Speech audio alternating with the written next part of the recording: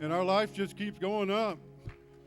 You know why? Because he puts God first in all that we do here. God's the main thing.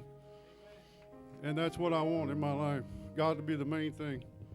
We're going to read a famous, well-known verse, should be well-known verse today. It's Deuteronomy 6:4. Hear, O Israel, the Lord our God is one Lord, and thou shalt love the Lord thy God with all thine heart, with all thy soul, with all thy might. And these words, if it keeps going here, which I command thee this day shall be in thine heart. Now check this out. And thou shalt teach them diligently unto thy children, and shalt talk about them when thou sittest in the way in the house, and walkest in the way, and when thou liest down, and when thou risest up. And that's it, yeah.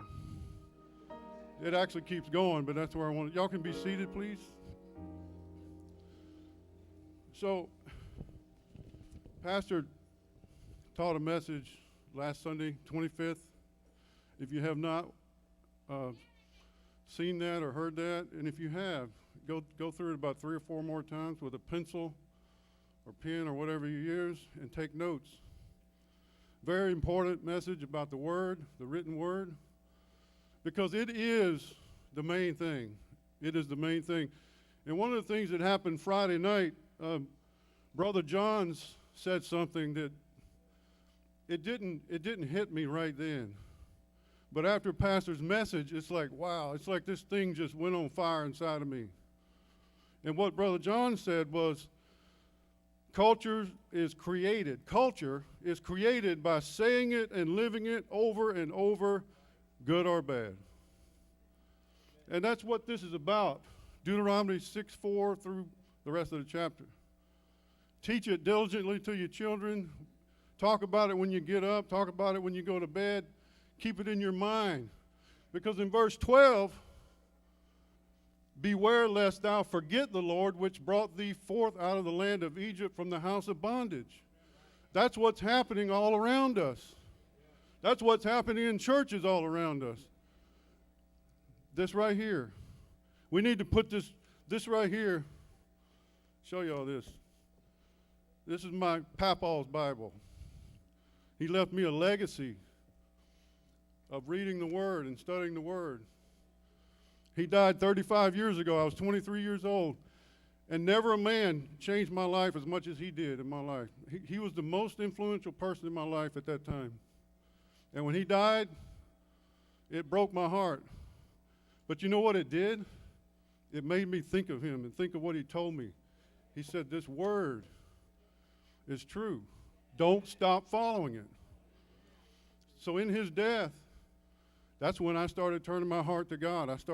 That's the time I found out I needed to get baptized. That's when my journey began, because he left a legacy. And that's what we got to do. But there's something that I wanted to point out about this Word. I'm just going to keep holding it. Hold on to the Word. There's something about it. It don't stop at salvation. It has salvation. It's the only way to salvation is found in this book.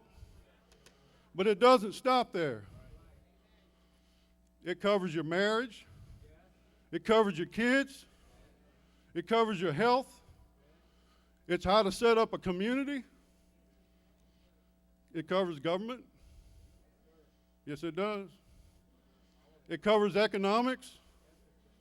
Did you know, I've been studying a bit about biblical economics, and there's actually a commentary written by a man named Gary North, 31 volumes on just that subject, economics, out of this Bible. That's how big it is. That's how big this Bible is. It covers every aspect of our life. And I just wanted to encourage you tonight that that's how a culture stands, that's how a nation stands, and without this, that nation falls, and that culture falls. We need to be a light to this world today more than ever before, and we can. With this, we can. Don't let anybody tell you that you can't. You know, they might make fun of us. We were talking about that in the office today, that There's not a whole lot of apostolic churches that recognize the holy living standards and all that, but you know what the world's trying to do? They're trying to get you to come off the cross. We have to crucify our flesh. What would have happened if Jesus came off the cross? We'd be hopeless. What happens to people if we come off the cross? We leave them hopeless. They want what we got. Stick to this word. That's what I just want to encourage you tonight. Stick with this word. Go back and listen to that message again and get it in your heart and never let it go and never be ashamed. Never bow down. This is the way. Amen.